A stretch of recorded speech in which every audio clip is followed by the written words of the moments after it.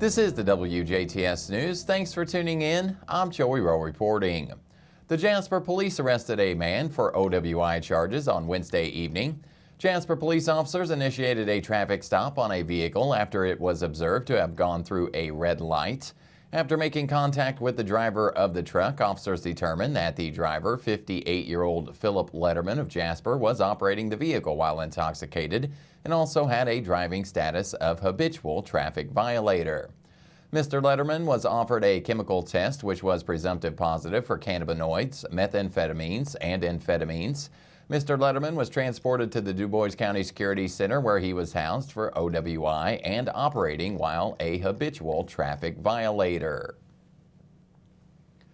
A Jasper woman was arrested after an accident Wednesday afternoon. Jasper police officers responded to a vehicle accident at 4150 Portersville Road. While investigating the collision, 26-year-old Kylie Cleek showed signs of impairments. After investigation, it was determined Cleek was operating while intoxicated. Cleek was transported to Memorial Hospital to receive a chemical test and medical clearance. Cleek was lodged into the DuBois County Security Center where she was charged with OWI. There is no decision yet from a special judge on the question of unsealing documents in the 2017 Delphi murders case. Suspect Richard Allen's attorneys have made the request. Allen was in court Tuesday for the hearing, protected with a bulletproof vest. Carroll County Prosecutor Nicholas McClelland is asking the judge to keep the documents sealed. New charges are now being faced by Don Coleman of Atlanta, Georgia, in the death of 5-year-old Cairo Jordan. His body was found in a suitcase in the woods in Washington County back in April. Coleman says she was watching the boy while his mother, Dejon Anderson, was in jail in Louisville, and says she found him dead on his mother's bed a few days after she was released from custody.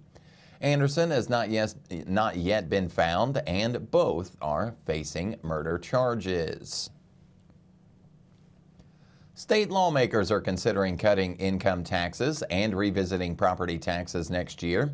House Speaker Todd Houston of Fisher says more relief is needed for people and adds it is possible due to the state's solid financial footing.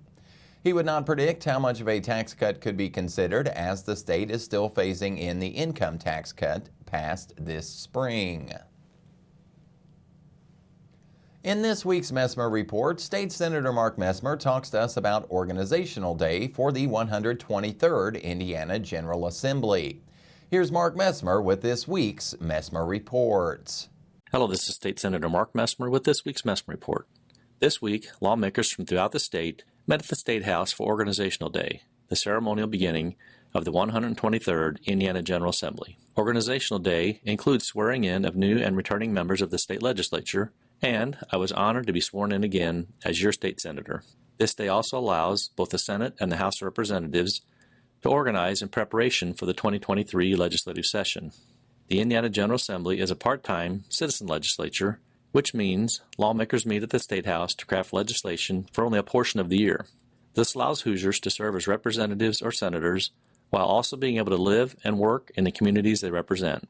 Here in Indiana, we alternate between long and short sessions. Even-numbered years are short sessions, while odd-numbered years, like 2023, serve as long sessions. Long sessions are needed so lawmakers can draft and approve the state budget for the next 2 years.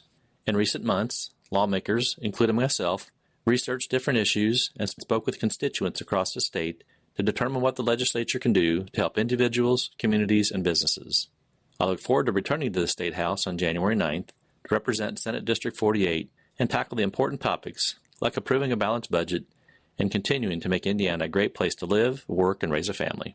This has been State Senator Mark Messmer with this week's Messmer Report.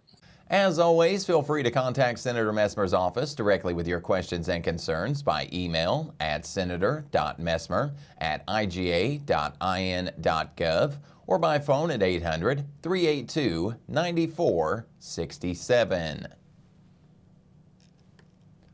Last season, DuBois County residents recycled over half a ton of old Christmas lights, and the DuBois County Solid Waste District asked residents to recycle rather than throw away old strings of Christmas lights again this year. The event started on Friday, November 18th and will run through Friday, January 13th. Du Bois County residents can recycle strands of old lights at the Solid Waste District Process Center and at the Jasper Rural King store during regular hours. The program accepts strands of electric lights only, not rigid frames such as yard shapes. The strands are recyclable due to the metal wires that are in the cords. This recycling program is in cooperation with Jasper Salvage, Jasper Rural King, and the Du Bois County Solid Waste District. The District Process Center is located at 1103 South 350 West in Jasper. Regular hours are from 8 a.m. to 1 p.m. Monday through Friday. Residents may call 812-482-7865 or email Du Bois County SWMD at psci.net, or you can follow them on Facebook for more information. The Jasper Rural King is located at 1920 Lube Way. Doctors are warning those at family gatherings to stay healthy amid a rise in viruses. IU Health has been seeing an increase in the cases of COVID-19, the flu, and RSV. Riley Hospital for Children is also seeing a rise in severe respiratory problems. Experts recommend getting vaccinated 2 weeks before holiday gatherings, avoiding sick people, and washing your hands regularly. Stay tuned. WJTS News will be right back with a check of weather, and then Kurt Guxell will be in with a look at sports.